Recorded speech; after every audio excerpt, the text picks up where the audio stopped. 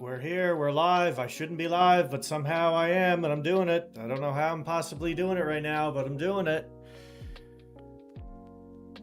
I came to hide away in my little box, and that's not helping. And I turned on the live stream, and that's not helping either. But, you know, we'll figure it out. We'll figure it out. Turned on my little box. And so I've been talking to Claude, and let me see, it's running the command right now still, because we've been doing a sci-fi script. And I've been kind of guiding it and like giving it sort of better ideas and making what it did better. And now it's rewriting. So I guess it's a collaboration with myself and the collective. Or something. I don't know, but fucking let's get this beer down range.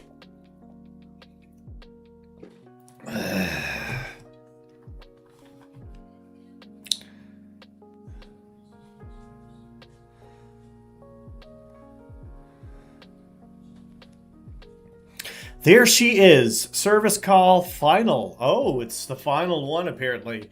I don't know if it's going to be the final. Yo, Claude, appreciate you, but we haven't read it yet. I don't know if it's going to be the exact final definitive version. But I like what you got so far, so let's go. I'm going to go ahead and read it.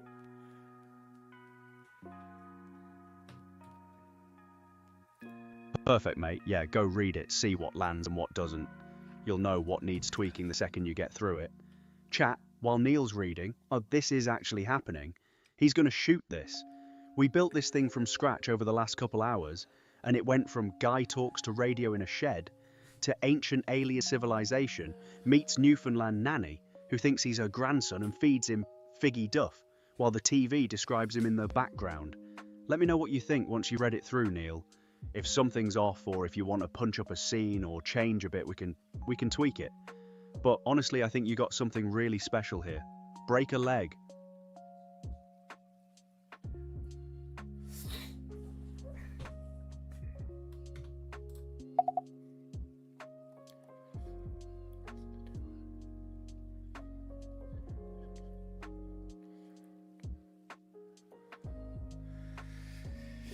Yeah, well, let's go ahead and let's do it, I guess.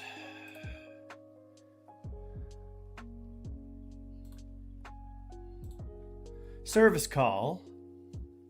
Running time approximately 5 minutes.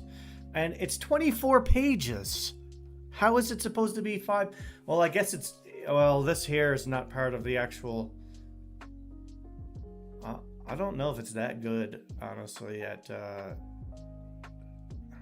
Okay, we're going to have to put this in a PDF file here so that I can read it. So I got a question, Claude. It's 24 pages long, and you've got it written as a 5-minute runtime. Is that accurate? Good catch.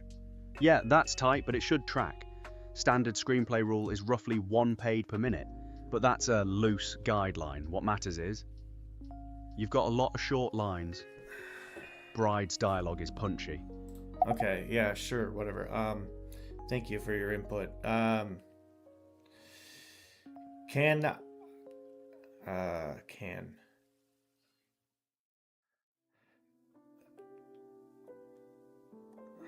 Let me just go down. We're going to read through it first. Let's see what's up in the chat. Hello, Niam. Thanks for joining in the stream, guys. We are hanging out with Claude right now, and I'm writing a sci-fi script. And I've just been kind of guiding it as I go along. But it's getting there. It's getting there.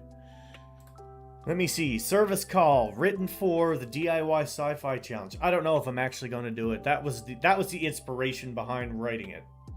Runtime approximately 5 minutes. 3 cast, 1 location, minimal crew. Cast of characters: Bridget or Bride, 80s, partially blind, partially deaf, completely unflappable. Born and raised in Carbonear, not impressed by anything that has happened since 1987. She believes in Zorn, or she believes Zorn is her grandson, Trevor. From the moment she opens the door, she is never corrected. Her memory... Oh, you know what? Hang on, guys. Let me do this proper. I need to open up the file. Service call final. I don't think it's the final, but we'll see. We'll see.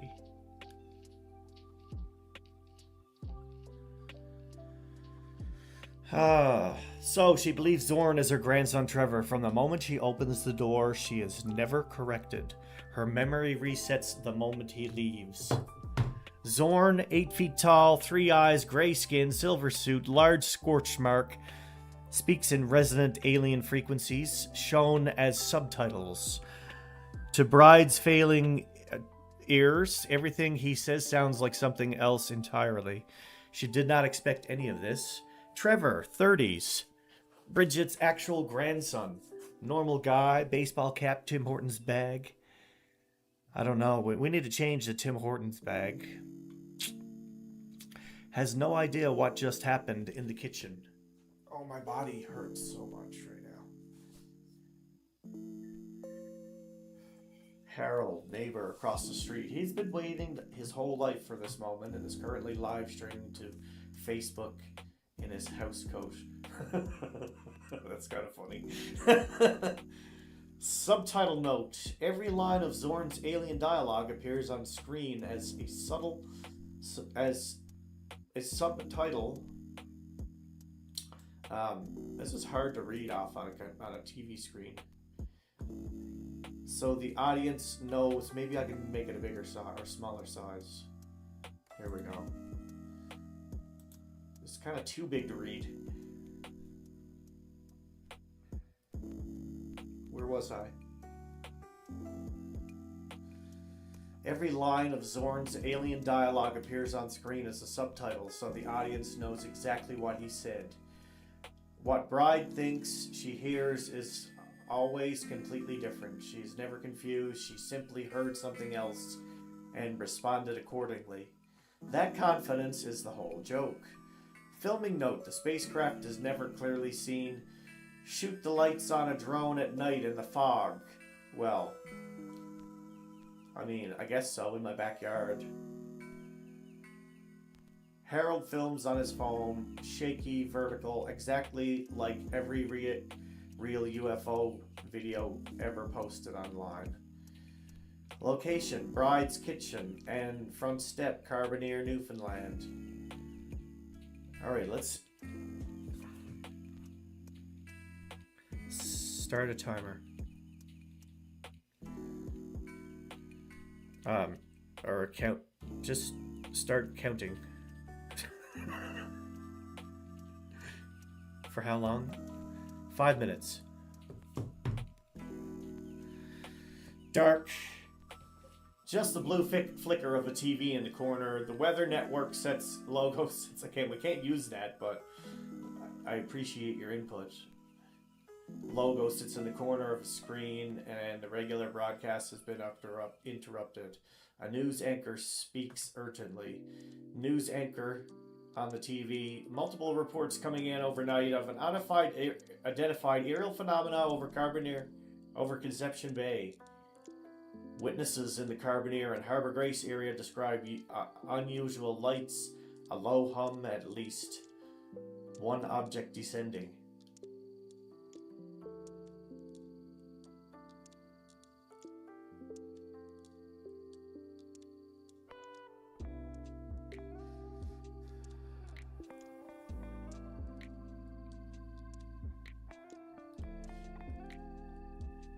Cut up. Sorry, I'm fucking up my timer here now. I was thinking about it. I was imagining it happening. Caught on the TV, too shaky vertical phone footage, lights in the fog, someone breathing heavily, then the anchor again. News anchor continued on TV. We go now to footage from Monday's UAP press conference on Capitol Hill, where whistleblower David Grush was asked directly about the nature of non-human intelligence. On the TV, David Grush at the podium on the steps of the U.S. Capitol. David Grush on TV, archival. I assume we don't have the compendium. It's a compendium from corporeal bipedal type life. What I would consider sentient plasma life. But there are several that the US government is aware of. The TV glows in an empty kitchen. Ginger the cat on the counter watching the screen. Nobody else is upbeat. From somewhere, a distant hum. A low thud. The sound of the fence getting clipped. Ginger's head swivels toward the window. Yeah, see, this is my realm now. Because we can design the sound for that somehow. M'excuse.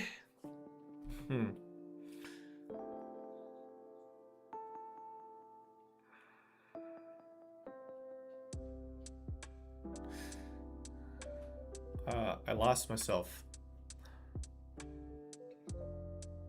Oh yeah, the sound of a fence getting clipped. Ginger's head swivels towards the window. What was that? The TV keeps going. Exterior Carbonear Street pre-dawn. We are looking at Harold's phone screen. Vertical, shaky, exactly like every UFO video ever posted online. Harold is outside in his housecoat and slippers. His coffee in one hand, phone in the other, pointing at something in the foggy sky. In the frame, lights moving wrong, not a plane, not a helicopter, something else entirely.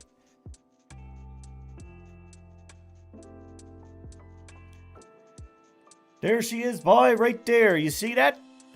That's not a helicopter. The lights descend, the hum builds, something... We can't quite see it. Lands on the garden across the street. A fence gets clipped. Something cracks. Something explodes. Harold whispering louder. Oh boy, she's down. She's down. Right down in Bride's Marigolds. Steam, fog, shape in the dark. Yeah, so we can...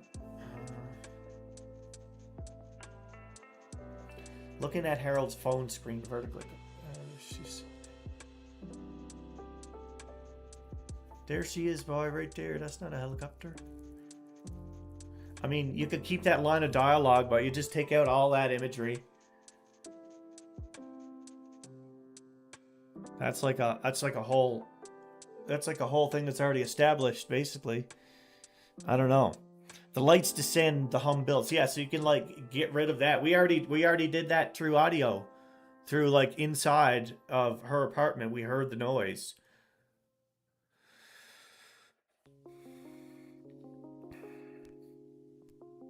The lights descend, the hum builds, something... Oh, there we go. That was our timer, but I'm a very slow reader, so I mean, I'll give it the benefit of the doubt, but pretty sure this is a much longer runtime than 5 minutes.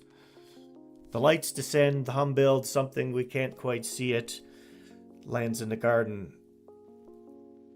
A fence gets clipped, something cracks, something explodes. Yeah, so we're just going to get rid of that. We could cut to Harold saying, "Oh boy." I'm gonna give it those notes now too. Okay, like it, but we can cut the UFO scene, just UFO crash scene just before Harold's lines. I mean, it would be so much easier if I could just highlight it and delete it myself.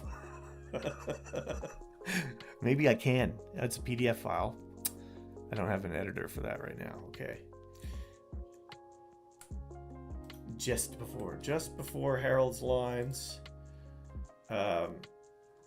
She's down in Marigolds. Because we already ESTABLISH that.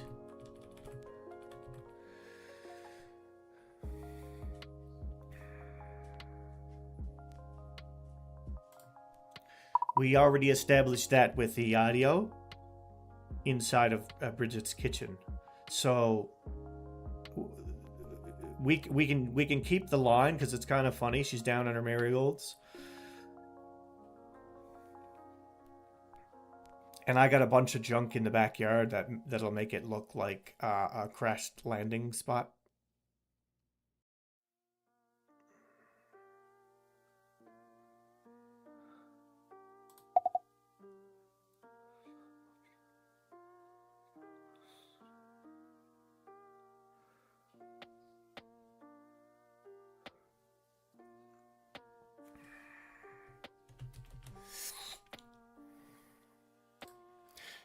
And also, the way I imagine it, when Trevor shows up at the end, I haven't even got that far reading it, but when Trevor shows up at the end, he...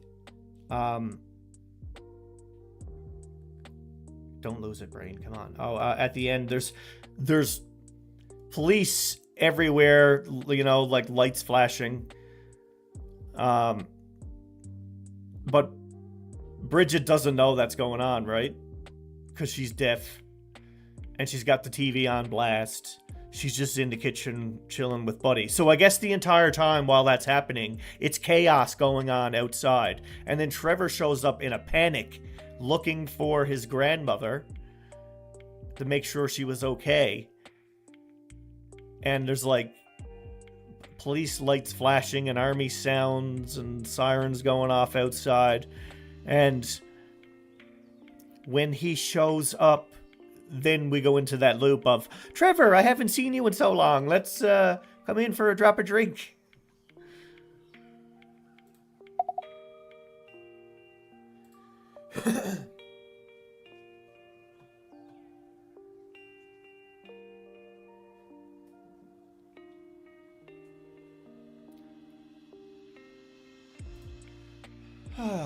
This is kind of fun. What's going on, YouTubes? Thanks for coming into the stream, guys.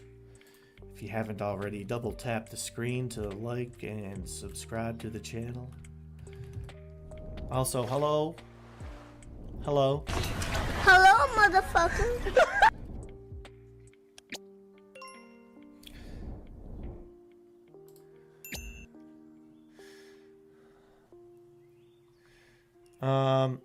Oh, that's brilliant. So the whole time Zorn is in the kitchen eating Figgy Duff, outside it's absolute chaos. Police cars, military vehicles, yeah, helicopters, sirens, lights. We'll have to do it through... I don't know if I can do it through visuals, but I can definitely do it through sound, I think. So,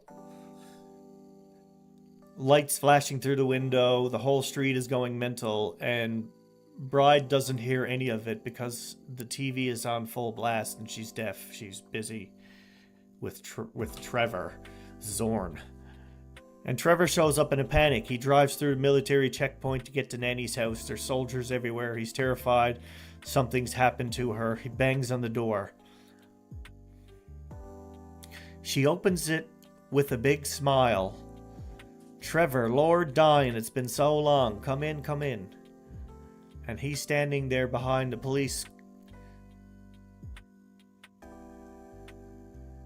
Out of breath, looking back at the chaos, army trucks, flashing lights, Harold being interviewed by someone in a hazmat suit, and she just holding the door open. Yes, so that's pretty good. We can figure out how we can get, like, if not a hazmat suit, then like a N59 mask or something. Waiting for him to come in for a drop of drink. He steps inside, door closes, chaos outside, warm kitchen inside, loop begins. That's perfect ending. Yeah, we gotta fix this so that, like, Claude just doesn't agree with me all of the time. I would like to have some better input. The contrast between the insanity outside and the complete domestic peace inside Bride's kitchen is the whole move in one image. Now, do you want me to update the PDF with all of this, cut the Harold scene, she's down in the marigolds, and build the chaotic? Yes, I want you to do this. Yes.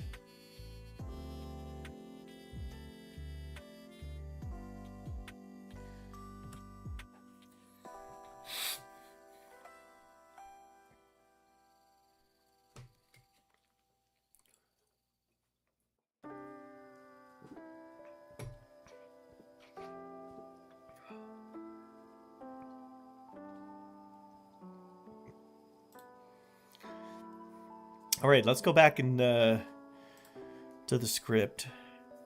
Oh boy, she's down. She's down right in Bride's marigolds. Steam, fog, the shape of the dark. A figure emerges and walks towards the house across the street. No, we're gonna cut all of that. Maybe.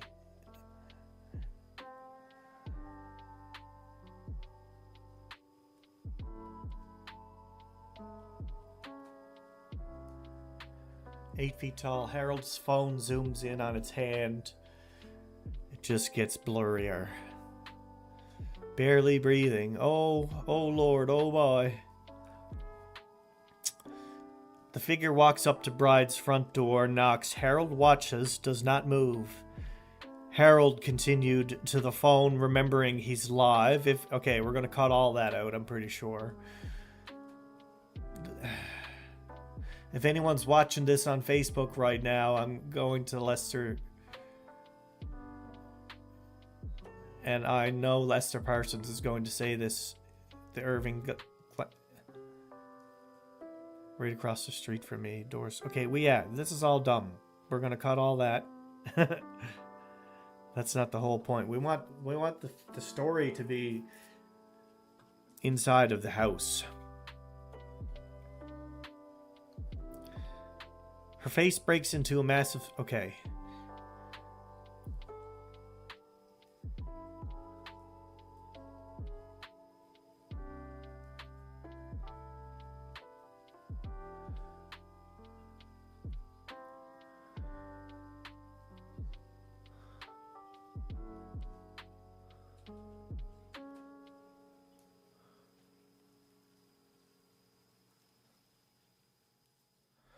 Yeah.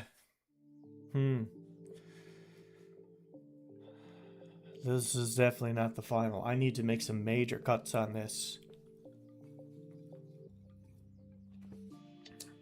Because that ain't it. That's, all of that needs to go, because we've already established it from the inside, so we want the scene of the Zorn, when she opens the door, it's Zorn there, and she's like, Trevor! That's all we want, basically, for the opening. Anyway, let's see what the dialogue changed. I don't know if much has changed in the dialogue. This is episode number 3.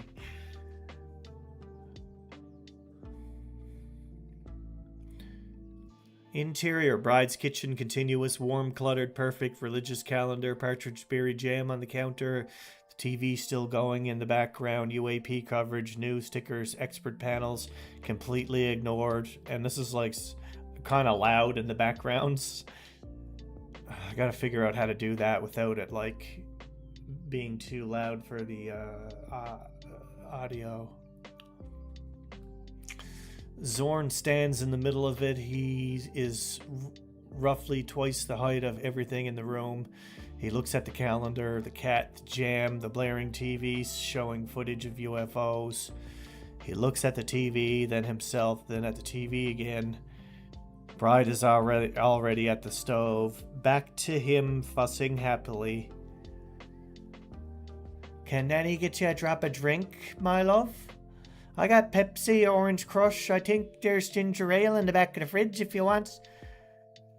There's a tin. We'll say, well, there's a tin of drink. Can we get you a drop of drink? Yeah, we could do that. I think there's a tin of ginger ale in the back of the fridge if you want that.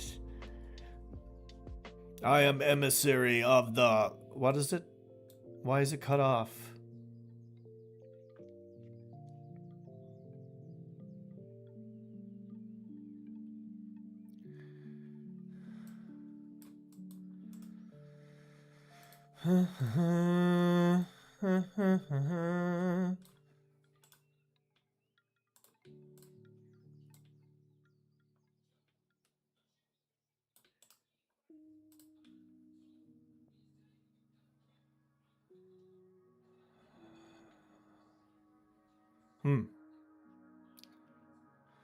Anyway, we get the idea. Bride tilts her head, cups her ears slightly. Your cousin Cecil's getting a new vessel.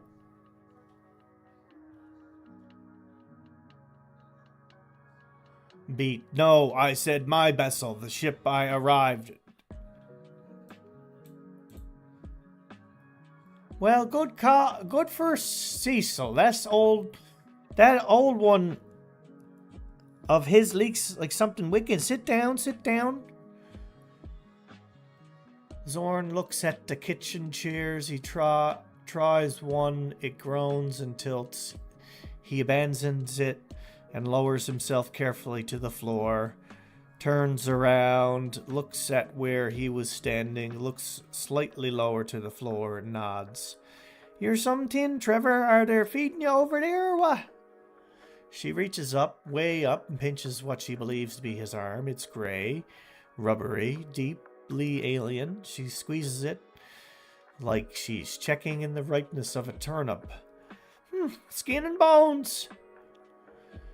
She turns back to the stove. Zorn, oh my god, my eyes are going crazy here trying to read the screen.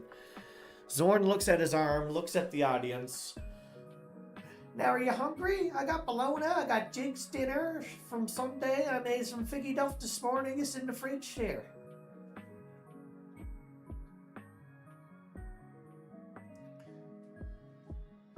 I urgently need copper wire, thermal something. Toutons, I can make toutons, yes boy, just give Nanny a minute.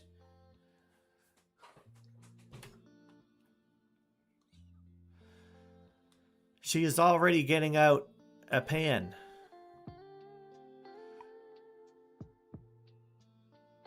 That's not even close to what I said.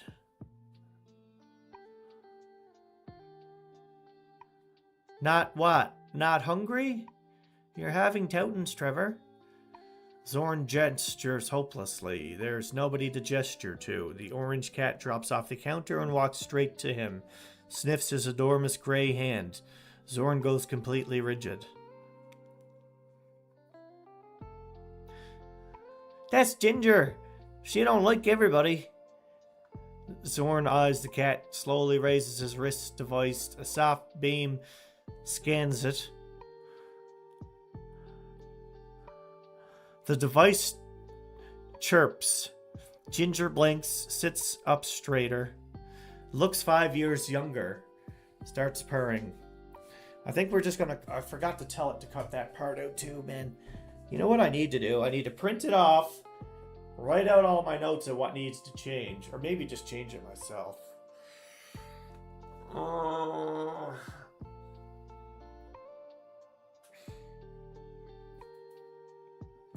So we need to cut that. Can I mark this up, I wonder? Oh yeah. So we're gonna cut all of this. Oh wait, no, we like that. Hang on. We like that. Zorn eyes the cat. She slowly raises. Okay, we're gonna cut all this.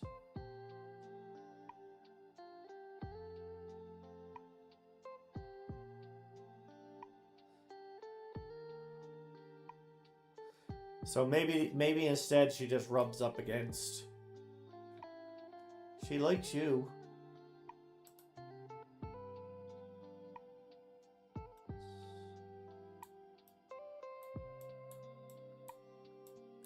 Cat.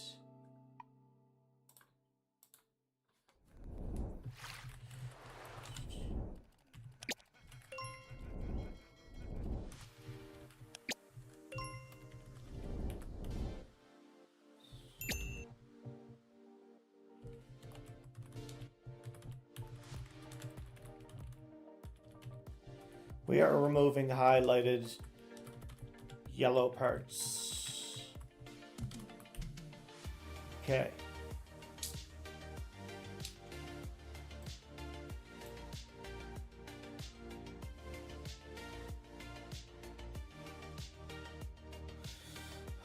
She likes you, bride.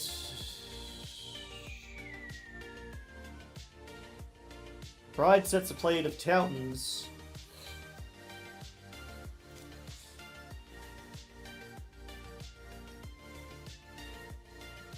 Bride sets a plate of Toutons. Let me go back to my OBS for a second. Yo, what's up, Droopy? Droopy Teats. Droopy.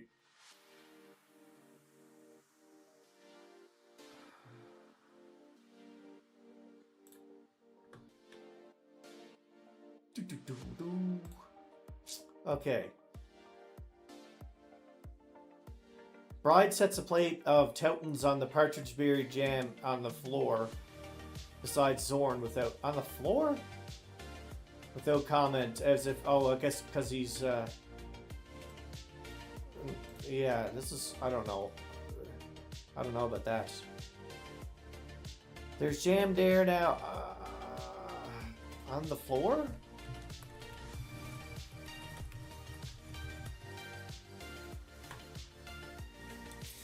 There's jam there now. What's on you, my love? You look some tired. Are you sleeping? Zorn. I have not slept in 11 days. Trans-dimensional.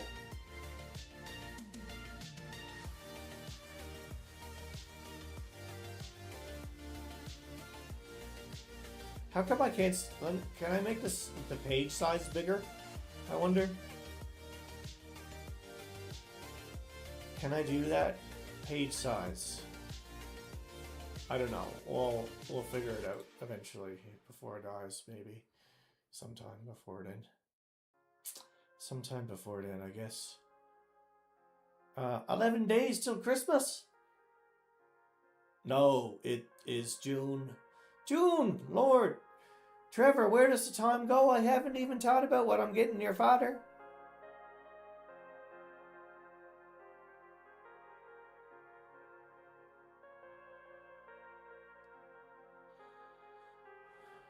My progenitor unit has been in dormancy for 600 years. 600 pounds! Trevor, your father needs to get right off them chips.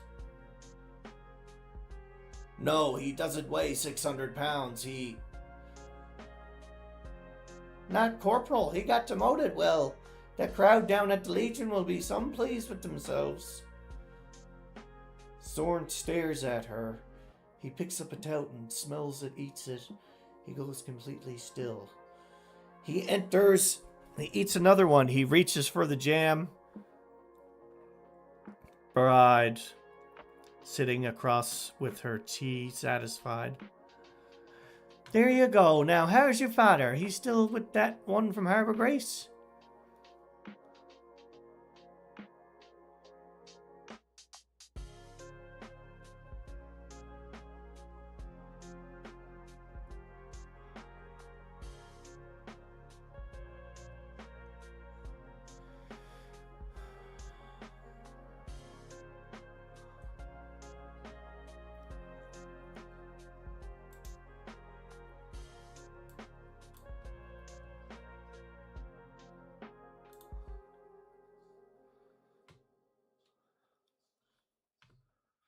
How do I fix that?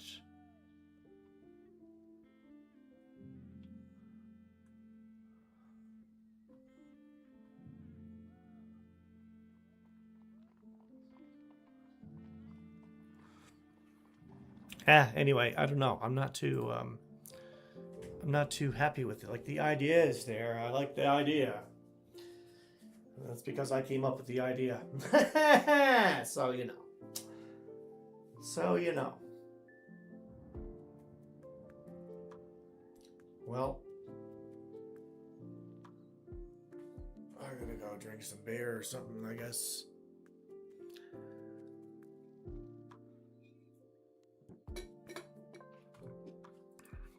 Peace the fuck out.